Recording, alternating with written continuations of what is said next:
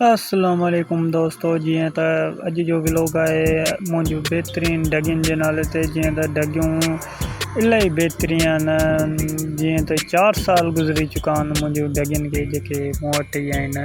इलाही बहितरीन आहिनि, बहितर खीर ॾींदियूं आहिनि इलाही। हे मुंहिंजो गाबो आहे, ॾिस केतिरो नंढिड़ो आहे ऐं अञा ई नंढिड़ो हो। हे मुंहिंजी ॿी डगी आहे, इलाही बहितरीन डगी आहे।